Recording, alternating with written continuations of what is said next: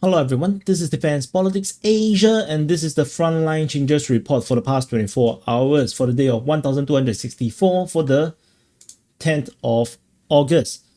Just for those people that have watched yesterday's Frontline Changes report, it was actually for 2 days. I actually made a mistake, it's not for 1 day, it's actually for 2 days. So the Russians actually only captured 23.65 square kilometers over 2 days. So it's around 10 square kilometers per day, 10 square kilometers plus. So I made a mistake there. So, but we're going to jump straight into today's frontline changes. A lot of it is over in the Liman front. So this is Liman. And the first frontline change is over here at Chandri Holove. So the Russian forces has been geolocated at this point, basically in the north of Chandri Holove. And this means that the Russian forces have progressed significantly into Chandri Holove from the south, or rather the east of Serene, into the north of Chandri Holove, and the fighting is now basically at Chandri Holove.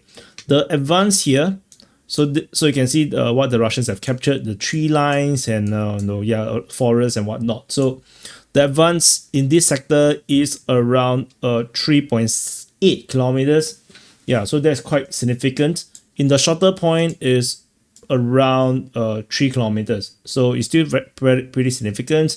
The Ukrainians did not seem to defend didn't defend very effectively, I think. This update here is on the 6th, this is on the 10th, so 4 days. I mean, yeah, the Ukrainians are defending by the look of it if it's a continuous assault. Yeah, the Russians still managed to advance. So we shall see how this continues to develop. This piece is 5.91 square kilometers of capture. The next frontline change is nearby over in Kolodziazy. So this one is also a geolocation of Russian forces on the northwest of Kolodziazy. Russian forces geolocated along this forest line or tree line and allow the Russian forces to capture a little bit of grounds. The advance here is only around 400 meters, so not very big, but also it's still something. So that's the frontline change over at Kolodziazy. The other frontline change is this one over in the Serebiansky forestry in the southwest of Dibrova. And this is the forestry. This is a planted forest for lumber. And the Ukrainian mapping, Deep State UA have updated this very interesting mapping. So in the south of Dibrova, the Ukrainian mapping mapped the Russian forces to have advanced in this way. So Russian forces basically have advanced westward in the southwest of Dibrova. The advance here is around 2.6 kilometers. Based on Russian claim is 2 kilometers. So and I think the main gist is that I think the Ukrainians have already seen some geolocation of Russian forces at this substation. So this is electrical substation. I think you can I turn off the filter. So yeah, now it's a bit sharper. So at this substation here, so this is I think the Russians have captured this, which is leading to the frontline change being drawn in this very specific way by the Ukrainian mapping. So that's the frontline change over in the Dibrova at Liman front. The next frontline change, we jump very far away to Nikhanorivka. So this one is also based on Ukrainian mapping in the Pokrovsk front. So in the north of Minokhrad, which is over here, this Minokhrad, there is this Ukrainian mapping update. So this is an expansion of the previous update at Nikhanorivka. So this time around, the Russian forces have advanced all the way up to the east of Nove Shakhove.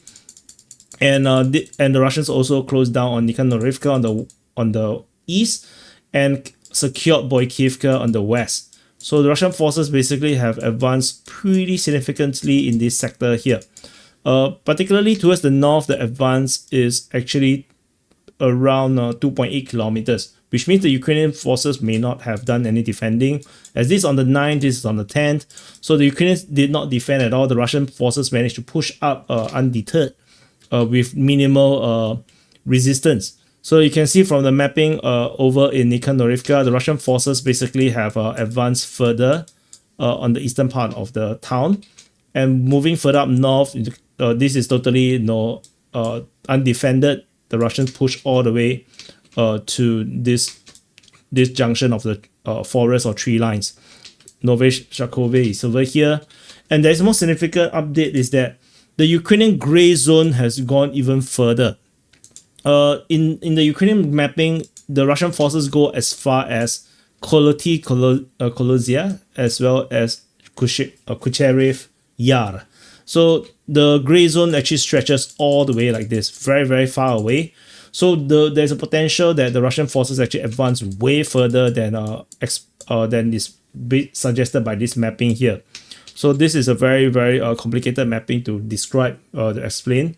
So we shall see how this goes. The Russians are just punching north all the way.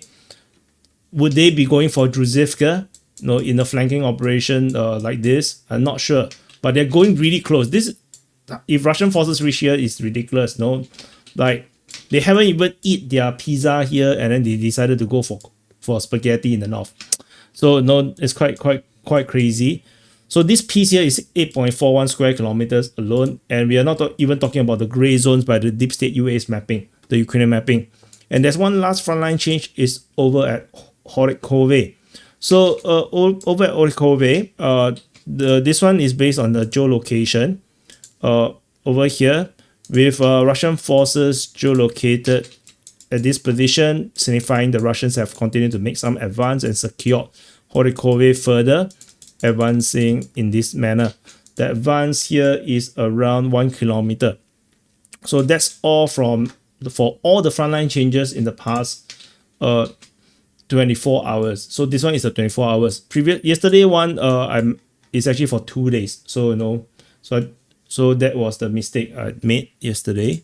Yeah, but the frontline changes is all accurate. So the total area capture is 8 plus 8.41 plus 1.69. So the total area capture is 18.1 square kilometers. So this is actually around the 20 square kilometers range. So Russian forces advance quite significantly, and of course we have the gray zones like the Siversk forestry. The Ukrainians map it in that way, but clearly some parts is becoming a salient. Maybe the Ukrainians are not there. So and in this area here, there's also a significant amount of gray zones that have been mapped by the Ukrainian side. So looks like there is some major drama is going to come soon. So anyway, we shall continue to monitor and see how this goes. The Ukrainians did not capture anything, unfortunately. So that's it. So thank you for watching. Happy birthday to you. If your birthday today, press the like button. Check out the DPA open mic. It's a very, very great session. I just ended it before I started the recording. And that's it.